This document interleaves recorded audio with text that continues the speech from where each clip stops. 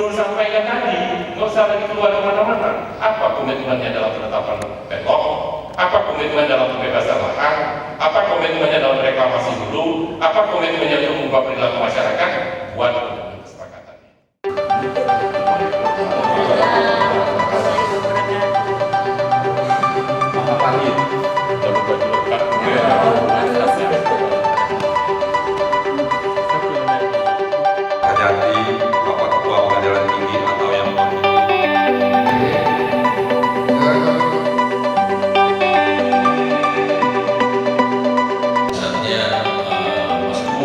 laki-laki hebat semua ini. Kepada beliau oleh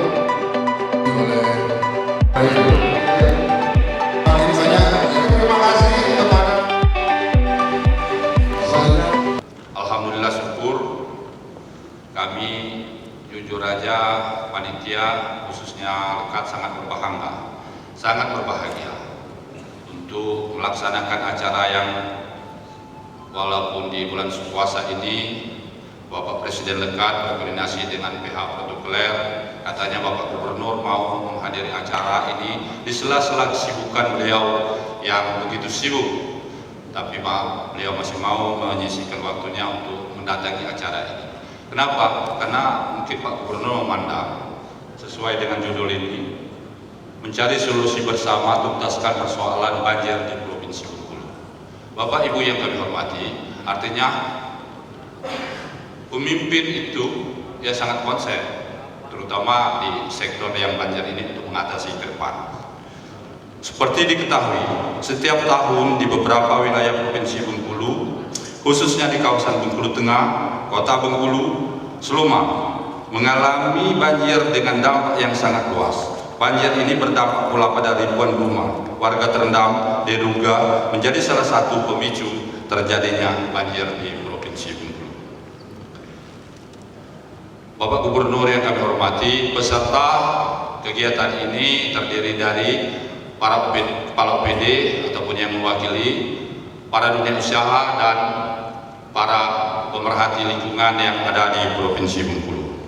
Tujuan diadakan kegiatan diskusi yang diselenggarakan oleh Lembaga Edukasi dan Kajian Daerah bersama Forum Peduli Rakyat Bengkulu untuk memutuskan upaya strategis dan mencari solusi menuntaskan dan mengurangi risiko bencana gerakan tanah dan banjir bandang serta informasi peringatan dini lebih optimal untuk dibangunnya komunikasi melalui kolaborasi sinergi antara pemerintah daerah dan pemerintah pusat.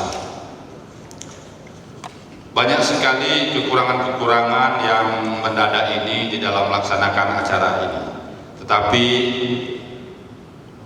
kami sebagai panitia mewakili rekan-rekan mohon maaf kepada bapak-bapak dan ibu-ibu, sekiranya kesalahan ini bukanlah kesalahan yang kami sengaja. Kepada Bapak Gubernur, kami mohon nanti memberikan arahan, membuka sekaligus menjadi keynote speaker di acara ini.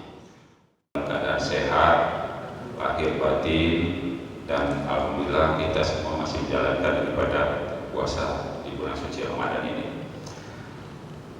Sedikit yang perlu kami jelaskan bahwa forum ini yang hari ini diskusi kita yang ketiga kali diselenggarakan, masalah tema yang sama,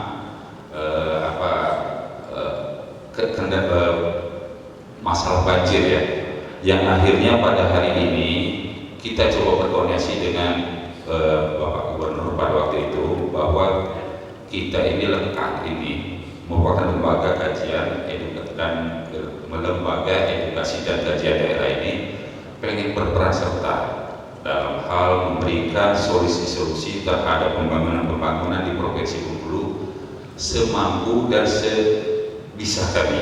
Salah satunya kita mungkin melakukan forum diskusi seperti ini, seminar atau kajian-kajian lainnya yang kebetulan Lekat ini ada beberapa bidang, ada beberapa direktur. Itu ada direktur bidang politik, direktur bidang penelitian pengembangan, ada direktur bidang pemerintahan, dan ini akan berdiri dengan posisi mereka masing-masing. dan kami pengen berperan serta terhadap pembangunan di Bengkulu ini pada khususnya. Dari hal tersebut, kami akhirnya mencoba mematangkan diri dengan melalui badan hukum, dan syukur alhamdulillah Lekar ini sudah memiliki badan hukum dan kontribusi jelas akan kami berikan ke provinsi ini. Di sini juga kami dari diskusi-diskusi tersebut terakhir kami kalau nggak salah di bulan puasa kemarin akhirnya kita mendirikan suatu forum kembali, yaitu Forum Peduli Rakyat Bengkulu, yang mana kita berharap Forum Peduli Rakyat Bengkulu inilah yang nantinya konsen terhadap banjir. Kita nggak memungkiri pihak pemerintah provinsi sudah membuat kebijaksanaan masalah pengendalian banjir ini, khususnya di hulu. Tapi di sini juga di hilir perlu kita kaji mendalam, kita kaji lebih mendalam. Nah, melalui forum ini nanti dapat kita selenggarakan MPD ini, di mana MPD ini kita nanti memberikan suatu paling tidak kontribusi yang jelas, karena ada komunikasi atau penandatanganan kita bahwa kita peduli terhadap banjir, dan banjir itu bukan pekerjaan kelompok orang, tapi pekerjaan kita bersama. Evaluasi dari sisi pemerintah, penyebab banjir Bengkulu itu yang pertama, dasar sungai Bengkulu, itu sumber utama. Kemudian yang kedua, sistem drainase perkotaan yang tidak dibangun dengan baik dan benar. Dan yang ketiga, perilaku masyarakat. Nah, tiga ini harus sekalian yang berada dalam kontrol kita, ada dalam kontrol kita. Kalau dalam istilah matematik itu variabelnya ada di dalam kontrol. Ada satu variabel yang tidak dalam kontrol kita, apa? Itulah hujan. Itulah sekarang persoalan. Ya, itulah persoalan. Das Sungai Bengkulu menjadi salah satu penyebabnya. Nanti ada uraiannya. Yang kedua, sekali lagi, sistem drainase perkotaan yang tidak dibangun dengan baik dan benar. Yang ketiga, perilaku masyarakat kita yang akan menyebabkan terjadinya banjir di mana-mana. Yang ketiga, sekali lagi, itu tentu utamanya. Itu yang tidak ada kontrol kita. Ya, tingkat intensitas frekuensi curah hujan itu nggak bisa kita intervensinya sejauh ini, walaupun di banyak pihak dengan teknologi besar. Maka terkait dengan itu apa langkah yang bisa diambil? Sekarang Pak Sisen mudah-mudahan sudah mulai bergerak dan mulai ada produk hukumnya terkait dengan penanganan sungai Bengkulu yang sifatnya betul-betul intervensi langsung. Pertama, pengurukan alur dasar itu mutlak dilakukan. Kemudian yang kedua, membangun kolam retensi. Dari kedua hal ini apa yang dilakukan? Pertama, penataan lokasi PENLOK. Kan itu diskusi saya 2 bulan yang lalu. Mudah-mudahan Pak Ari sebagai asisten gua saya waktu minta segera menetapkan PENLOK. Dan PENLOK ini ditetapkan bersama karena sungai Bengkulu itu di bawah pengelolaan BWS itu juga. Maka saya akan tetapkan PENLOK ini dengan kita gubernur di bawah koordinasi BWS. Ini pertama, saya bekerja itu sudah ikuti. Kalau yang saya sarankan diikuti, kelihatan itu pekerjaan. Langkah pertama, penetapan PENLOK. Nah, mudah-mudahan selesai dalam 1-2 bulan ini dengan didorong teman-teman lengkap di forum ini keluar PENLOK-nya. Jangan ragu, tetapkan dulu PENLOK. PENLOK untuk 2 kegiatan, pembangunan kolam retensi dan pengerukan alur muara. Barulah yang kedua, setelah PENLOK yang kedua, pembebasan lahan. Nah, pembebasan lahan ini nggak usah berdebat apa anggaran kota, apa anggaran pemprov, apa anggaran pusat, apa mendapat tanah gratis. Kalau PENLOK-nya belum ada, semua pihak nggak akan mungkin mengatakan. Itu ngomong semua di permukaan. Tapi kalau sudah jelas PENLOK ditandatangani oleh BWS, pasti BWS juga punya kontribusi untuk ikut juga menganggarkan terkait dengan lahan. Apalagi ketika PENLOK itu sinergitas betul kota, pemprov dan BWS. Tanda tangan bersama. Nah, sehingga di situ akan benar-benar diikat jelas lahan mana kebutuhan luasnya, titik koordinatnya di mana, dan langsung turun tim pembebasan lahan itu sudah dibentuk di Biro Tabang Kesehatan Provinsi Bengkulu. Memang kalau sinergi jalan. Kalau ini sudah terjadi, baru desain gambar kita dulu bagaimana mengelola das Bengkulu itu bisa kita wujudkan sebagai sentral pengendalian banjir. Itu poin pertama yang kita lakukan dengan das Bengkulu. Itu kajiannya sekalian akademik, pragmatis, policy, pasti itu keluar. Pasti itu keluar. Nah, baru dari sisi kebijakan lingkungan, eco-legal system, baru kita lihat das dan hilir. Baru tadi yang selama ini saya minta Dinas Lingkungan Hidup dan Kehutanan bermitra dengan instansi vertikal terkait, bermitra dengan administrasi wilayah pemerintahan, das hulu mau diapain, penertiban dari sisi wisata, reklamasi, penghijauan, begitu semua itu lah selesai. Kalau itu dilakukan, ya. Tapi sekali lagi kalau ini nggak ada progresnya, diskusi terus kita. Kemudian yang kedua, drainase perkotaan. Ini juga harus sama, duduk Pak, itu Pak Ari, asisten 2, panggil Dinas Ibu Kota, duduk dengan Dinas Lingkungan Provinsi Bengkulu, agar konektivitas ruas jalan dengan drainase itu terkoneksi. Kalau enggak, sekali, enggak akan selesai. Semuanya laki-laki hebat semua ini. Selamat datang dan selamat sore. Baiklah, kita mulai FGD kita, boros grup diskusi kita pada sore hari ini yang mengupas isu yang sangat aktual dan hangat, yaitu persoalan banjir di Provinsi Bengkulu. Pertama, sebelum saya kasih kesempatan kepada para narasumber, ada beberapa hal yang ingin saya sampaikan sebagai prolog pengantar diskusi kita pada sore hari ini. Yang pertama, kita harus memberikan apresiasi dan atensi yang luar biasa kepada karena tingginya erosi dan sedimentasi. Kemudian hambatan atau penutupan muara sungai karena lidah pasir di muara. Narasumber yang kedua, dalam hal ini saya pilih untuk narasumber yang kedua ini biar perspektifnya masih tetap sama. Saya minta dulu dari Adinda Ibrahim Ritonga. Beliau ini mungkin orang yang antara dibenci dan disayang oleh teman-teman yang itu bergelut dari persoalan-persoalan lingkungan ini, karena Wahana Lingkungan Hidup atau WALHI ini adalah NGO yang sangat konsen di dalam menyoroti dan mengkritisi isu-isu lingkungan, baik yang terjadi di nasional maupun pada tingkat lokal kita. Teknisnya untuk bagaimana implementasi di pengelolaan das di Provinsi Bengkulu gitu. Nah, lanjut. Nah, ini ada beberapa rekomendasi dari Wali Bengkulu, baik di strategi dan kebijakan untuk penanganan banjirnya.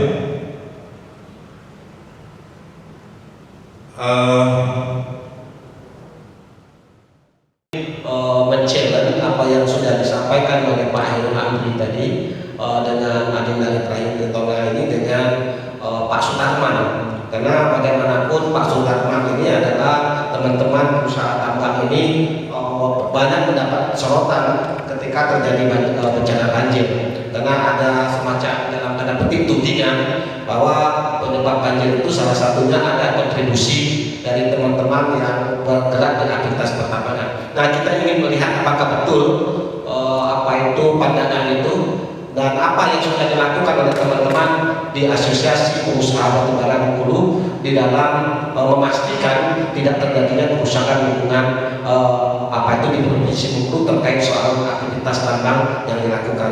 Dan mungkin nanti pada cepat dan tidak terjadi mungkin Pak Sutarman dalam pemaparannya. Terima kasih Pak Sutarman, silakan.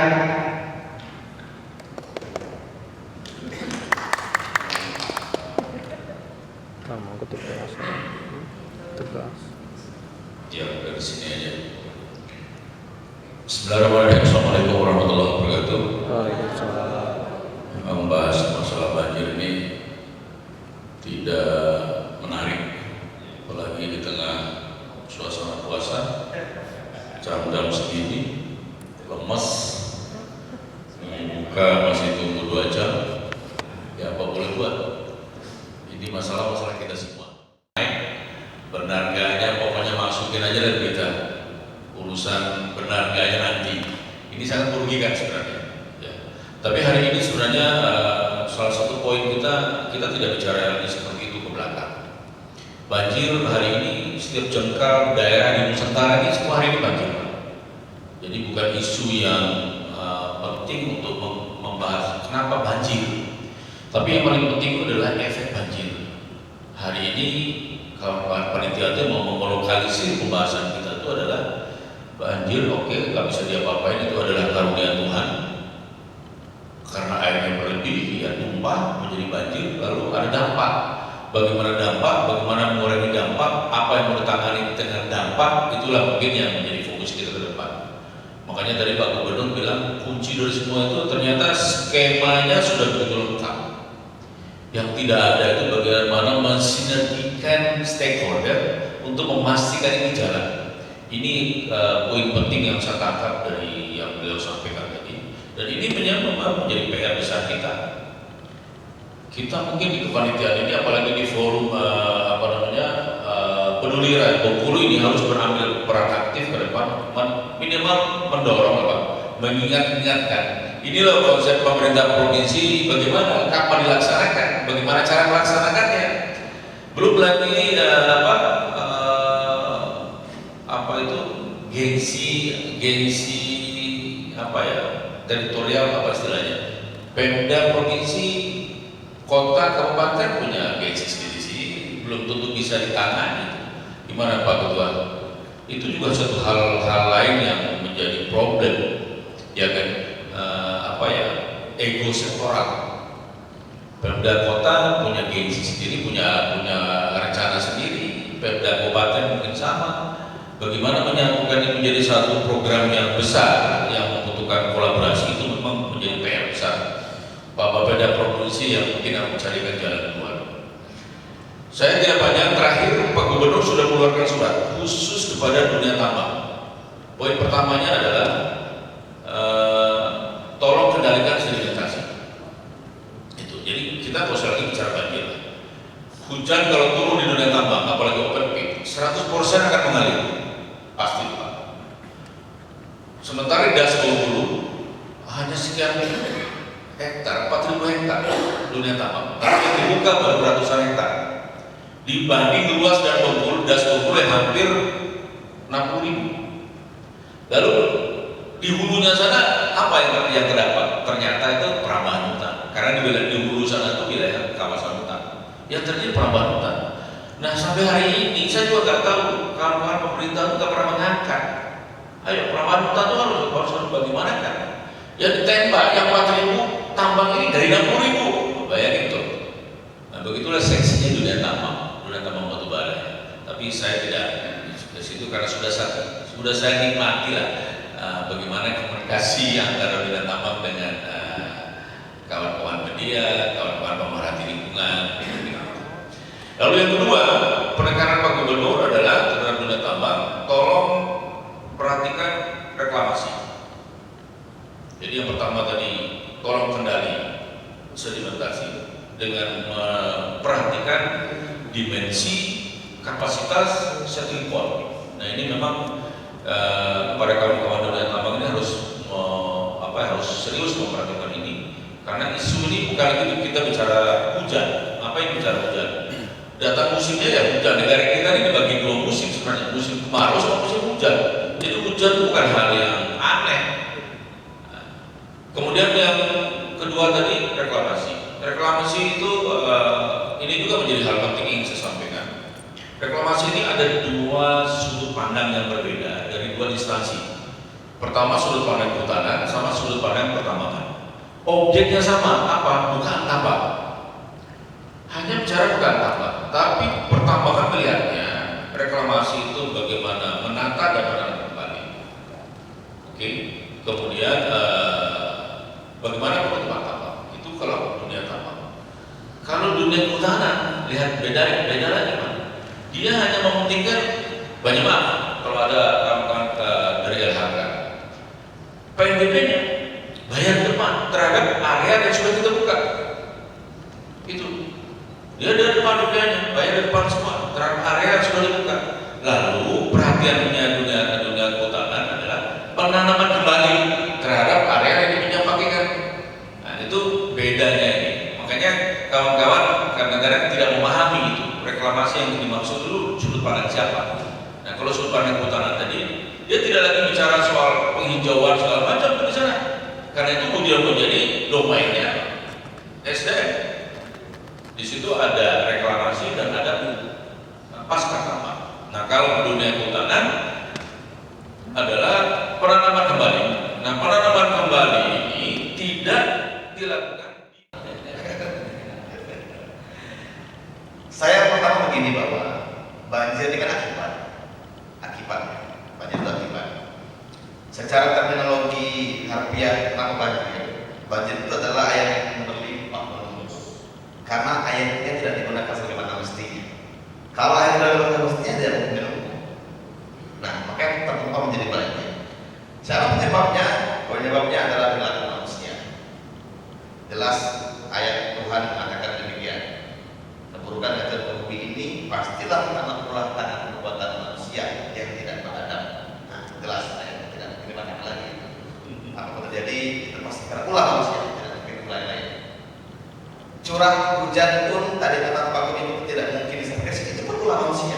Karena curah hujan itu bisa berpengaruh dari zona ozon, comfort zone. Nah, ekosistem itu berdampak juga pada uap air laut galan langit. Makanya kalau hari kenapa hari ini curah hujan tidak menentu, karena memang ekosistem itu tidak betul lagi ya. Kemudian terkait banjir ini, tatanan teknologi kemanusiaannya bahwa dalam kemanusiaan kita dulu bumi dulu pertama menjadi gubernur, menjadi bupati, pengusaha itu bukan cuma menata manusia dan ekonomi. Nah, hari ini adalah orientasi pembangunan kita adalah pembangunan ekonomi ini sama.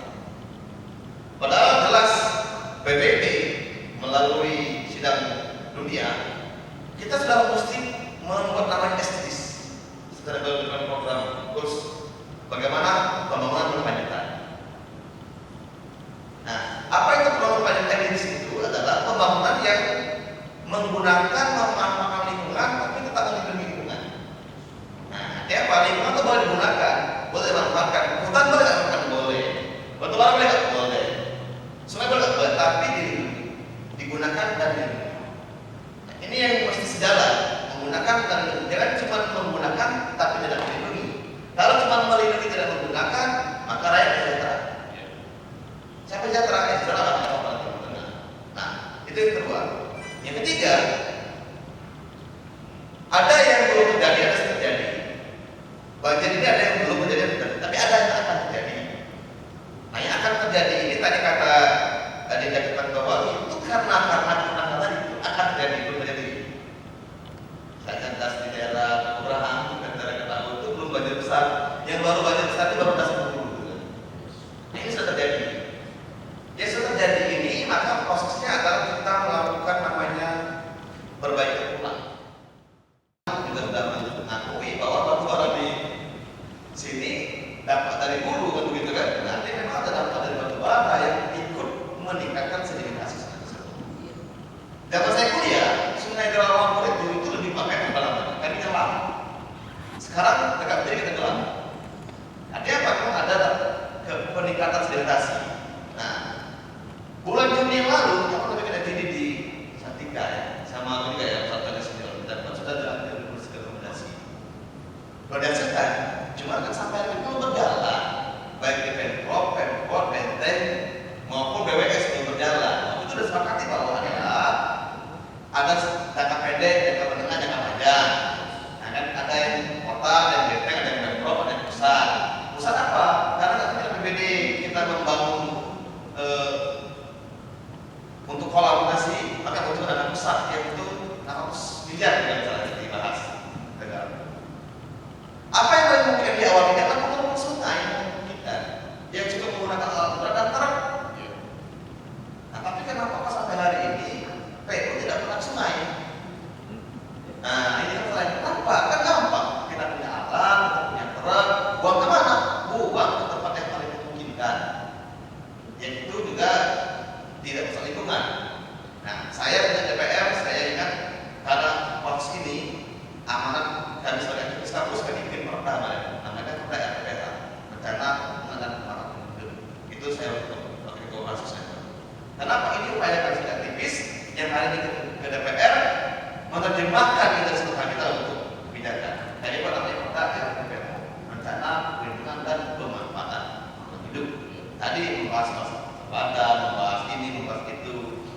Tidak boleh lagi ada pabrik itu yang jarak pembuatan 5 meter mesti lebih, polanya mesti minimal 8 misalnya. Kalau saya minimal 8, apa lagi?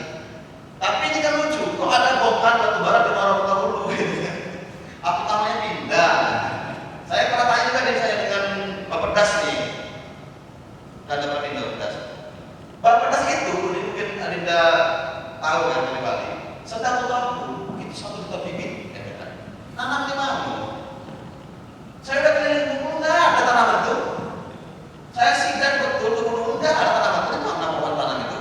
Apa ia sudah 10 tahun dengan tumbuh pohonnya? Setahun sudah bibit, setahun sudah bibit lagi. Di mana tumbuh pohon ini? Nah, ini kan problem di mana tumbuh pohon itu? Orang ini bilang tanamnya di hulu sungai. Hulu sungai mana? Saya penasaran, nggak ada tanaman itu. Nah, inilah memang kerusakan kita ini. Makanya saya kalian dulu sebagai DPR aktivis kan dari itu ikut political will-nya San kebijakan jalan. Nah, jalan. Makanya menurut ini memang kita harus hajar habis gitu. Itu mafia-mafia bagi mafia pemerintahan maupun di DPR juga, gitu kan. Maupun yang di perusahaan. Karena itu sudah sistematis. Kenapa tidak berjalan ini? Tidak seperti ini karena ada dampak kepentingan politik, kepentingan isu, kepentingan bisnis yang semuanya menopang kebijakan ini kalau tidak berjalan. Sekarang kan gampang. Bupati Menteng, bupati kota, gubernur bawa alat berat, sungai Curug, nah, udah tersimpel kan? Minyaknya kan ada, potensi kita kan simpel, nggak perlu pusingnya gitu pikirnya. Tapi mau nggak kita kerjakan? Iya. Kalau yang ada nggak ada. Bibit, Bapedas 1 juta bibit. Tadi ada tadi tulis, kemudian tadi. Oh iya, berarti iya kan? Berarti iya. Tiap tahun kita tuh ada bibit, gitu kan? Masa yang sebelum juga kan kita? Nah, saya pernah juga bertemu dengan para akademisi bilang katanya sawit itu kan menyerap air tinggi. Kalau memang pohon sawit itu menyerap air tinggi, itu tanam saya aja di sungai dengan banjir. Tapi enggak juga setuju kan? Dia kan pernah nyala juga. Gimana logikanya kan? Kalau memang sawit itu mampu menyerap cepat air, tanamlah pohon sawit di tempat-tempat musim banjir. Tapi teman-teman nanti malah juga kalau sawit bakal jangan pohon. Nah, ini kan pohon kan lama nyerap airnya. Nah ini, kalau memang sawit itu katanya mengeringkan air, tanam aja di daerah Tanjungan Tungku sawit itu kan, atau di mana betul sawit, jadi dia nggak banjir karena sawit. Meter dan drawingnya sekitar 490 meter. Jadi untuk definisi kementeriannya sudah disusun dari kelahiran tahun 2020, kemudian DED-nya juga 2020, kemudian dokumen-dokumennya berupa akta di tahun 2021. Lanjut. Kemudian tadi juga disampaikan salah satunya adalah untuk pembangunan kolam retensi.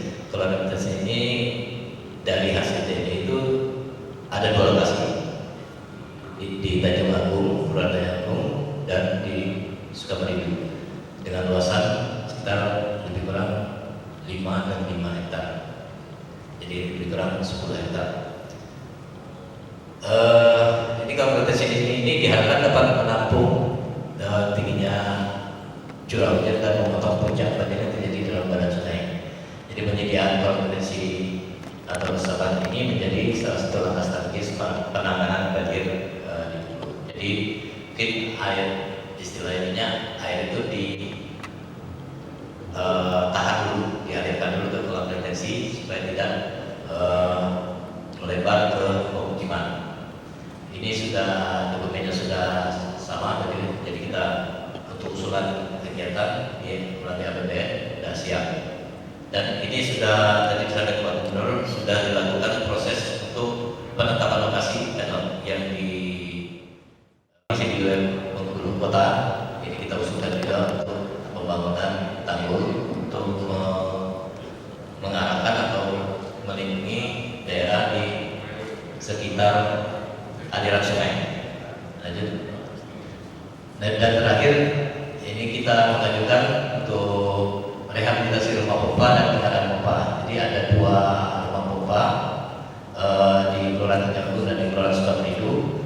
Di Kelurahan Tegal Agung ini ada 4 unit pompa, 1 sudah terbangun dan yang belum ada. Naik ke atas. Nah, di sini ya kita sama-sama untuk melakukan hal-hal tersebut dengan cara mengkaji ulang apa yang kita lakukan dengan konsep yang coba kita tawarkan itu memiliki ini 5 langkah strategis. Yang pertama, cek regulasi. Nah, ini pemerintah yang melakukan ini, cek regulasi yang berlaku, yaitu audit pemanfaatan ruang dan lahan, di mana RT/RW, master plan, termasuk tadi RDTRK yang diminta Paku. Ya karena itu perjanjian 2017 Bapeda lebih memahami arahnya ke arah mana yang jelasnya. Kalau di hulu tadi butuh apa penangkal sedimentasi, kita di hilir diminta tadi kayaknya tangkapan air artinya ya bisa kita daerah resapan yang sudah kurang efektif ini bisa jadi kita bikin waduk ataupun apalah. Tadi saya cuma satu ya hindari ketika di Jakarta di kota-kota besar